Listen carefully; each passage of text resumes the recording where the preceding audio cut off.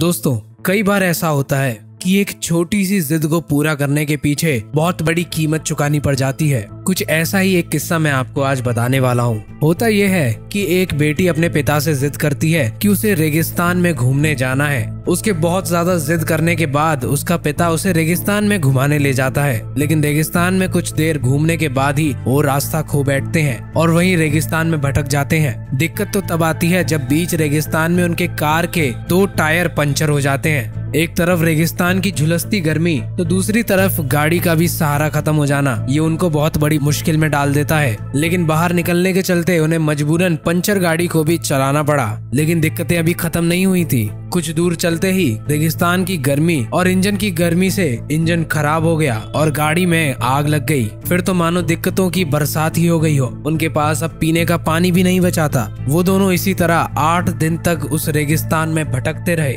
उन्हें दूर दूर तक कोई रास्ता नहीं नजर आया जिससे वो बाहर निकल पाए। इतने लंबे समय से पानी न मिलने पर वो बच्ची चल नहीं पा रही थी, तो पिता उसे अपनी गोद में उठाकर चलने लगा। कुछ दूर चलते ही उन्हें एक रास्ता दिखाई देता है जहाँ से शायद कोई गाड़ी आ सकती थी, तो उसके पिता और बेटी वहीं पर रुक गए। गर्मी इतनी ज्यादा थी कि पिता को मजबूरन जमीन में गड्ढा खोदकर अपनी बेटी को उसके अंदर दबाना पड़ा ताकि मिट्टी की नमी उसको मिलती रहे, और फिर वो दोनों वहीं लेट जाते हैं। कुछ देर बाद वहाँ से एक गाड़ी आती दिखाई देती है और उसके पिता भागकर उस गाड़ी से मदद मांगते हैं। गाड़ी में बैठा शख्स उनकी हालत देखकर हैरान हो जाता है और वो उनकी मदद के लिए दौड़ा चला आता है और फिर जाकर दोनों की जान बच पाती है। दोस्तों, ये वेस्टर्न ऑस्ट्रेलिया की एक सच्ची घटना है। अगर आपको इसके बारे में नहीं पता तो इस चैनल को सब्सक्राइब कर वीडियो को लाइक कर देना और इसी तरह की वीडियोस के लिए हमारे साथ बने रहना।